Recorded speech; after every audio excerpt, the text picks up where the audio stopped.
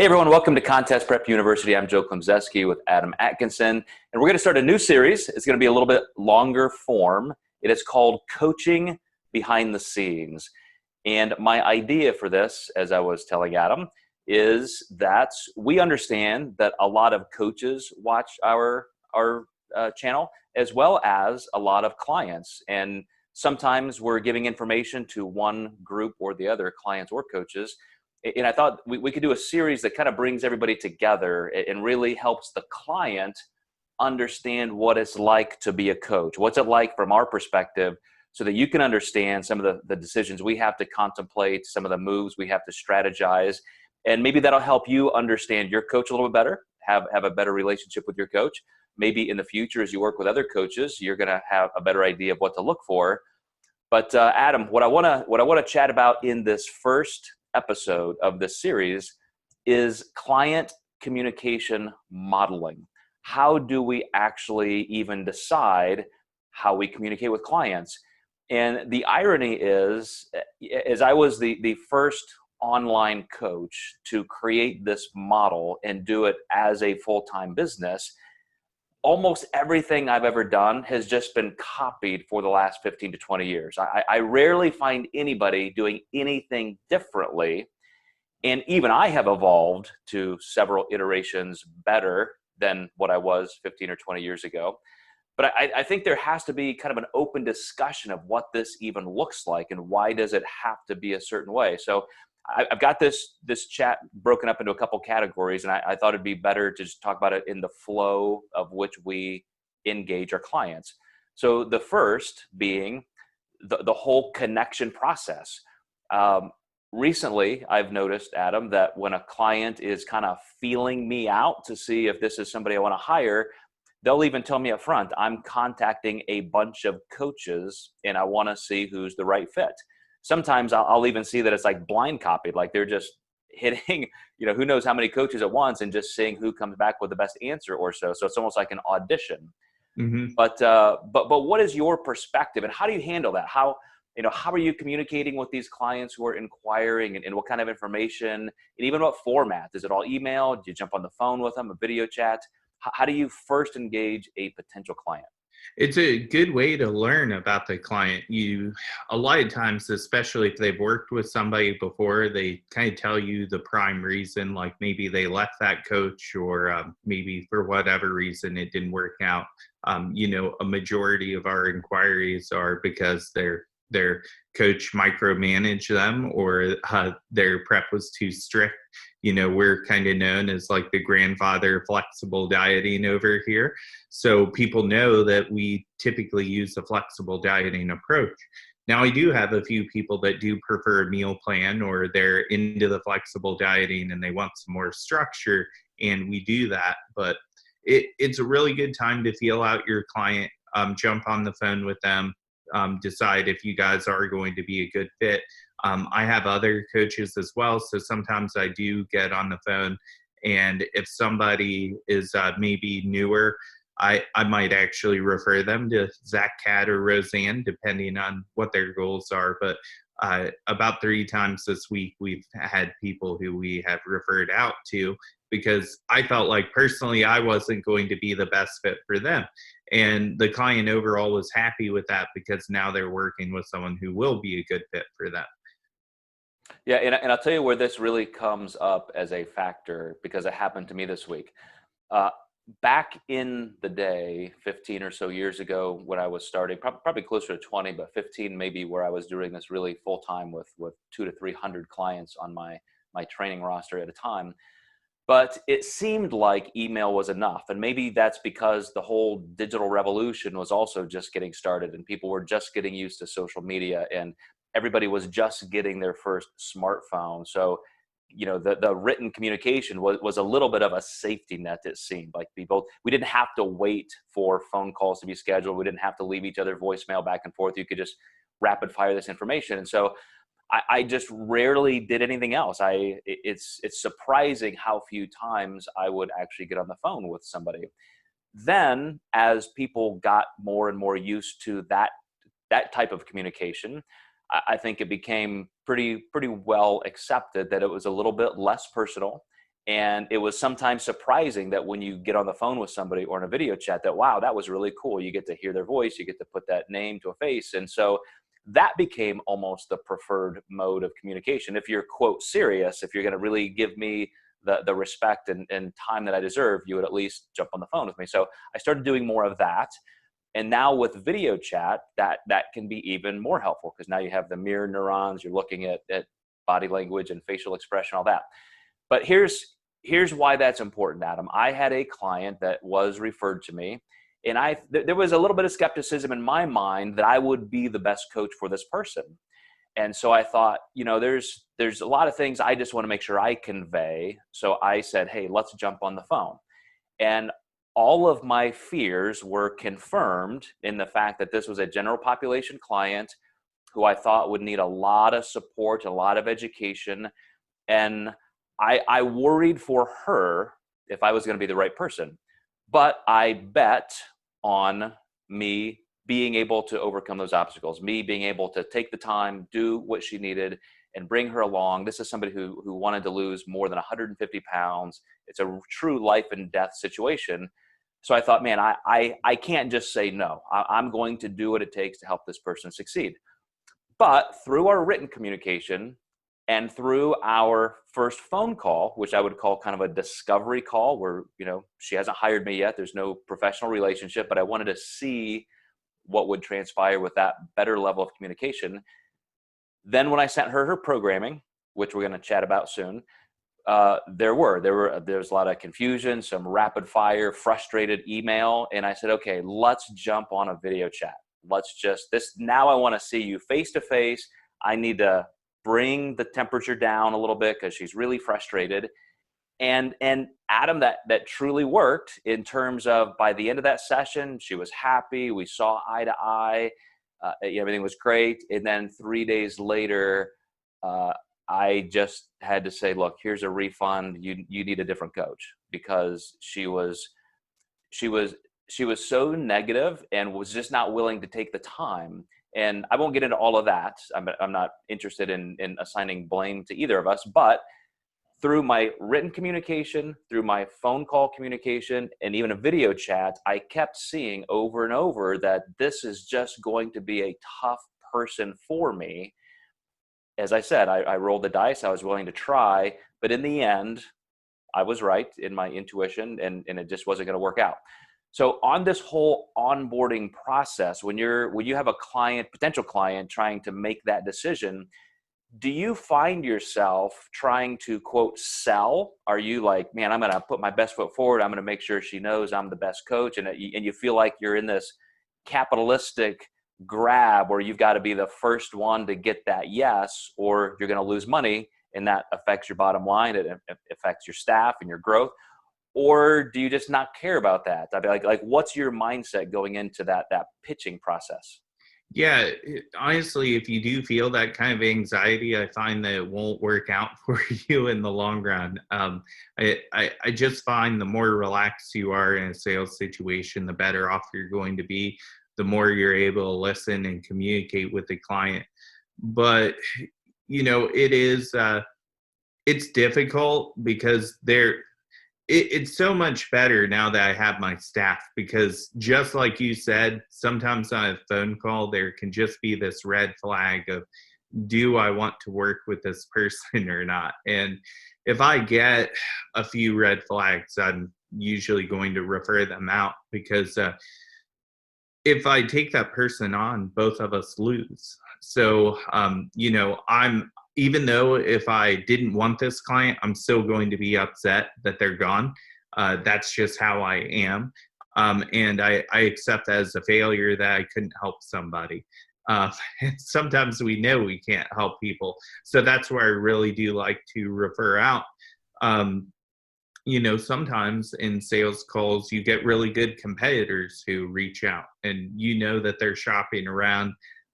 Recently, I just had a girl who actually accidentally wrote the wrong team name. I would like to join your team. So I knew she was, emailing 10 different coaches. And so that was kind of funny. But you do eventually find what your fit is. A lot of times with competitors, there becomes a sense of being realistic on what their stage goal is. And I just had a call with a girl. She wanted to do December, and like she called me this week, and I was like, I'm sorry, but if you want to do December, I'm not the right coach for you, because you're just not going to be ready, and that won't work out for anybody. And not to say everyone needs to get on stage and be shredded. Like for first time competitors, sometimes it's just about, seeing where you can put your best foot forward and get on stage. But this girl wanted to win. And I was like, if you're only giving me to December, we're probably not going to win. And did you find, was that conversation, did you then open that up and did she say, well, maybe that's not my best decision, let's talk about that? Or was it pretty much that's what she I wanted to do and it was over? did, but I think there were a lot of people who already told her what she wanted to hear. Right. So the important thing in this first part of the discussion in client communication methods and just the entire process is how you first even meet this person. And as clients potentially reaching out for coaches, this is what I want you guys to hear. It's a two-sided conversation where we're both trying to figure out if we're going to work well together. And this is your chance to really ask those questions. Don't be so open-ended to say, hey, what's your process? Or do you do this or that? You really dig in, follow up, ask some questions, like a conversation, an interview. And this is where I think it really is helpful to jump on the phone, where you can really process information very effectively. You're having those responses back and forth. But on the second part of a client communication process, Adam, is that person has now hired you, and now you have all this information, and there's a little bit of a decision point. How much do I send at first? Do I just pile all this stuff on, or do I not want to overwhelm them and send just a couple things at a time? And you and I, in our minds, have what a typical onboarding process looks like. We know, for most people, it's going to take this much time and communication to get things set up, established, understanding that flow of communication. But in terms of just pure communication, how do you provide the programming, and what kind of Q&A follow-up is involved with that? Yeah, so that's where most of the work comes in, is right in the beginning with clients. So I have them send daily food logs so we can look at their meal timing, spacing, all those things, making sure that they're logging food correctly, measuring food correctly. I think after a while, though, people forget that they did that when they started with me, and they want to go back to investigating that stuff and making sure that it's perfect again. But you really have to individually look at somebody's schedule and look at how their day flows to make sure that they're fueling their body properly and well, and maybe not consuming 60 grams of protein in one meal. Even though I would rather that than them not hit their intake, just explaining that. And then you nailed it, because it really is hard with your more advanced clients and then your brand new clients. How much do you send someone out the gates? Oftentimes on phone calls, I've asked clients not to do training with me yet until they get the nutrition down first. So even though it's less of a sale, I know that that client's going to be ultra overwhelmed if we do everything at once, because now they're worried about their sets and reps and their intensity, along with, I don't even know how to track macros. So if you have someone who feels like they don't know what they're doing all day long, that's really defeating. So as a client, here's something that I think is very important. No matter how I have tried to simplify this process over 20 years, it is still a real challenge to get people to thoroughly read everything, look at all of the documents, look at the instructions before making a list of questions, or before allowing any sense of overwhelm to sink in. And I'll go back to that client I was just talking about. And again, knowing that she was pretty intense, there was a lot of anxiety and frustration, even in her first communication with me, a lot of desperation. I made sure I had those initial phone calls and so forth, got all the assessment information I needed. Then I sent her programming document, which is a one-page document. and I'm giving her the macronutrient breakdown. I'm explaining the flow of communication. I'm even dabbling into the training and cardio that we may talk about later, but it's kind of an overview framework of everything you need. Then I send her the couple spreadsheets that I want her to fill out. One is, of course, a cumulative summary where we're going to have all of the data and trend lines we can analyze over time. But then I also sent a meal plan with the exact kind of schedule and foods and food sources she told me were appropriate for her.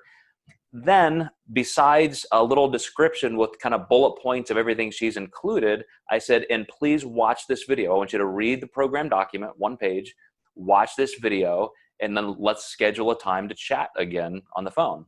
And the video was, probably a 6 to 8 minute video where I'm just explaining the whole process. Here's what you read first. Here's what this is for. Here's how this is going to work. Giving the whole flow. Very much a lot of information that is what I would call kind of just, comforting. This is a day-to-day fine-tuning process. We're just getting started. I'm going to be looking at all this stuff for you daily, blah, blah, blah. As soon as I sent that, within 1 to 2 minutes, I started getting rapid fire email. What about this? What about that? You're telling me to do what? Blah, blah, blah, blah, blah. And I could tell she was just reading my program document and firing off an angry email one at a time. So I said, all right, time out. Let's get on the phone. And what I want this to be an example of for our clients is, would you talk to a neurosurgeon that way? Would you talk to your CPA doing your taxes? Like what other environment would you have so much anxiety and just contentiousness right off the bat? And for some reason, maybe in this sport, we've kind of nurtured that because people just go from one coach to the other, and they're looking for that magic person who's going to do everything as perfectly as they think it should be done. But at the same time, it just creates this level of expectation that I think is really unrealistic. And I would ask this question somewhat rhetorically, going back to that neurosurgeon example, would you rather have the best neurosurgeon in the world who, may not have the best bedside manner, may not give you exactly what you think you should have right at that moment? Or would you rather have somebody who's in the bottom 50% just because they're a super nice, like high quality person giving you 2 hours of time a day? And I'm somebody who thinks that in our industry, we should provide excellent service. That's actually what I'm known for, probably even more so than very strategic academic results.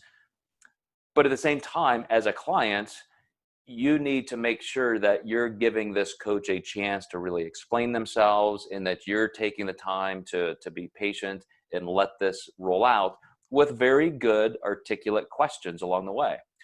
So with that kind of giving you the bad example, Adam, what's a better way to do this? How do you create that expectation base for a client on which you can then build? Yeah, so I think that's just meeting clients where they are. And you reminded me when you got that email, it sounds like you probably just gave her a lot of information that made her anxious, and she probably felt dumb, and then that made her angry. So that can happen. And sometimes those clients, you just simply need to give a meal plan and say, let's start here for a week. Maybe we have you track your refeed. That's like your first macro day is, let's add, 80 grams of carbs and let's say 15 fats, but it's up to you what you pick. And that can help grandfather them into that process. So I think that really it's very individual for sure. And then just trying to meet clients where they are on what they need.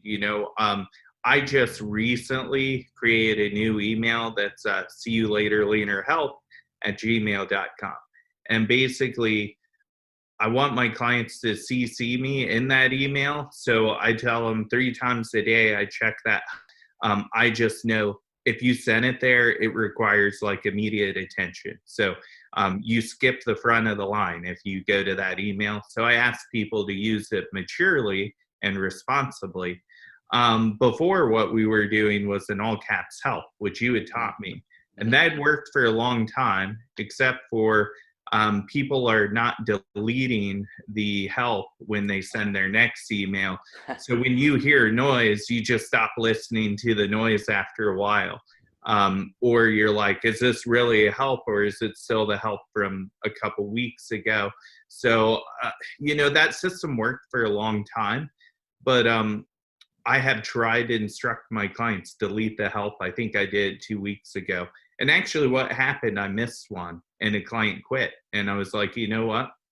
I'm going to revamp how I do this. So let's create a new email, and here's the parameters around it, and done deal.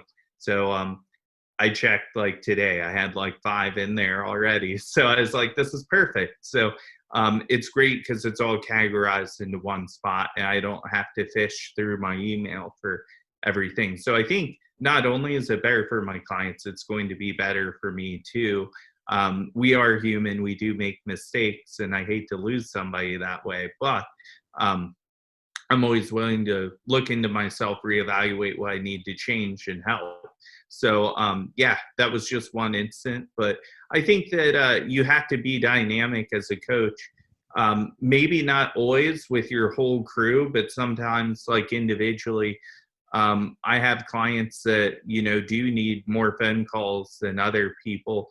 One thing I've really noticed with my pros, they don't really need macro coaching. Like, we're still giving them macros, but their check-ins are very short and sweet. You lost weight, you're on pace, you're good to go. But what we're spending time on is additional pro level criteria, which is, as you know, much finer detail than somebody on the amateur stage. So someone on the amateur stage, we're just trying to get lean enough, hopefully get that first place and overall win. And then we start getting to that hierarchy of needs where they might need a little more attention to detail on stage presence and things like that. But, macros and cardio, they already know how to do those things if they're winning classes. So it's not that someone gets more attention, the things we pay attention to change. And not that we ever ignore macros, there's so much less focus on that with people who are winning. We're not like bypassing binge eating or anything like that with people that are winning typically. It's an interesting thing in that me having started coaching 15 to 20 years ago, you 8 to 10 years ago, there is something to be said for the positive benefits of a free enterprise market system, meaning that when more and more people get involved, things will evolve, and there is pressure. So I often teach my coaches when I do business development work with them. I'll say, look, if you're just getting started, your biggest asset is time. If you take care of clients extremely well, obviously put out the boundaries and the expectations that are appropriate, but if you're taking care of them more than other people can, that's going to be your win up to that next level. And that does put pressure on people like you and me, Adam, because things that, when you're trying to do your best work and you are the absolute best at your craft, like every single client who contacts me, I think there is not a single coach who could be better. That's my mindset going in. If that wasn't true, I would not be still doing this. But at the same time, I know there are other coaches out there who will be fantastic at certain things. And one of those that's easy is just plain customer service, literally being there in ways that you and I can't. So I think people like you and I have to make that decision. Are we going to take up that challenge and become better, as you just did, you creating this whole new system to be able to reach out to clients, in need faster? That's a never-ending process, because as the industry evolves, it's going to just become more replete with better ideas and technology, which can help everybody, but also pure competition. But again, this is my point to our clients who are listening and contemplating this with coaches. When I use that neurosurgeon metaphor, it wasn't to say, oh yeah, take the ice cold, non-communicative sociopath serial killer, as long as they do a good job. Absolutely not.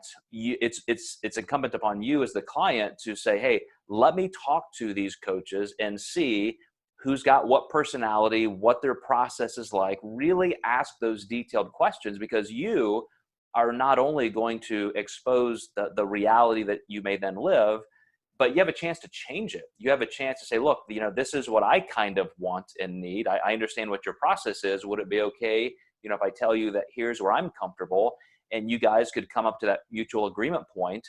And it is truly that level of expectation, when it's met, that creates a good client consultant relationship. And if not, there's just going to be a lot of frustration. And that is the number one thing I see in terms of clients leaving coaches in frustration. I have not heard a single reason other, Adam, than just simply, they just don't pay attention. They don't listen. I'm not getting enough support. Mm-hmm. Yeah. And that's where we've kind of evolved, where we have a Facebook group as well. So I'm in there, my coaches are in there. So that can be a nice home. So if any coaches are listening, creating a Facebook group can be wonderful to kind of streamline some things. Now, the problem is, and you probably run into this as well, we tend to have more mature clients. Some of them don't have Facebook.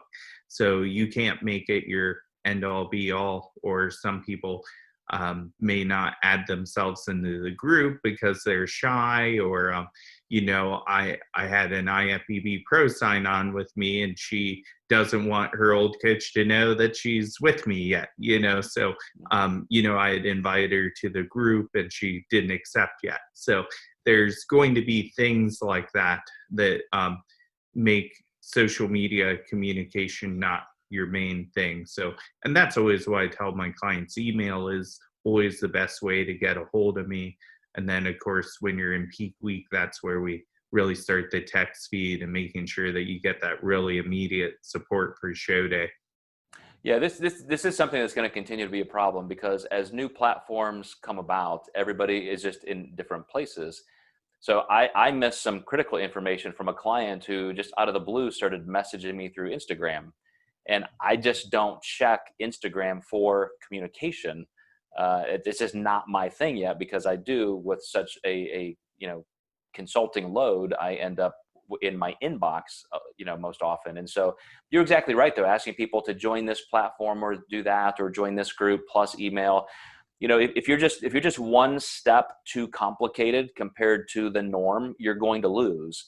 Mm-hmm. And so there has to be a way for clients and coaches to decide in mass, this is just the way we're going to do it. And I'm even developing kind of a unique platform that I may use personally, that is just a place. But again, that would be now kind of a new platform. You would have to say, mm-hmm. well, because a lot of clients themselves may already be used to a lot of email as well, and that's just fine. Then all of a sudden I could say, hey, I got this new nifty, cool tech thing, and this is how we're going to do it. It'll be faster, easier, better. But if it's one more thing that they have to check, it may be a loser. Mm-hmm. Absolutely. So looking at how your career has evolved, just as kind of a summary to clients watching this who are in that mix, maybe they've already had a couple coaches, maybe they're just looking for their first one. What's that one piece of advice that you would say with clients and coaches and all of the challenges we see in communication and just really connecting? What's the one thing that you think is imperative for both the coach and the client to understand about the relationship? I think understand that it's dynamic and it's like I would say adaptive. So I'm not going to make you do something if I don't think you need to do it. So, some of my clients do get blood work done, and we look at vitamins, minerals, things like that. But if I don't think you have a deficiency, I'm not going to require you or ask you to do that. So, but don't be afraid to ask me, hey, I would like to do that, so can we do it? If it's just for your own interests. Just like I might carb cycle a client, I might not another. Just always know that it's an adaptive, different relationship. And I truly want my clients to get what they want out of the coaching relationship. So one of my clients came by to train yesterday, and she was like, can you just spot check my posing really quick? And I don't corner myself as the best bikini posing coach in the world, but I absolutely will help her do that because it helps her be better. So, I would say sometimes where I get in trouble is probably I do overextend myself, but it is available, and that's just always the type of person I'm going to be. Yeah, from the coaching side, that's my point about evolution and free market pressure. We really do just have to accept the fact that we got to find ways to still live at the scale we want, but still provide the service other people can expect. But as a client, you have to know that there is a cost to work with one of the top tier coaches. And sometimes it is just that expectation. So I agree, Adam, if you know that going in, if you can say, look, I email clients all day long, do nothing else, Monday, Wednesday, and Friday, or I do this, or you can always expect a reply within 24 hours, or please communicate with me this way. As long as those things are known and those expectations can be met on both sides, that's the way I think everybody wins, because then you can always ask for something to be modified a little bit if you need. But again, the breakdown point is always where people just feel at odds. I mean, you could go into even just marital counseling with this, and yet nobody's saying anything, and you just reach a breaking point, and so you walk away and say, I'll find somebody better. And you may have just left the absolute best coach you could have ever had. Well, I lost you again at the end there, Adam. Yep, you did. We got a bad connection here. Well, let's just wrap it up. That's a sign. We should wrap this up, and we'll move on to another topic within this series, behind the scenes in coaching. So thank you guys for watching, listening, and we will catch you next time.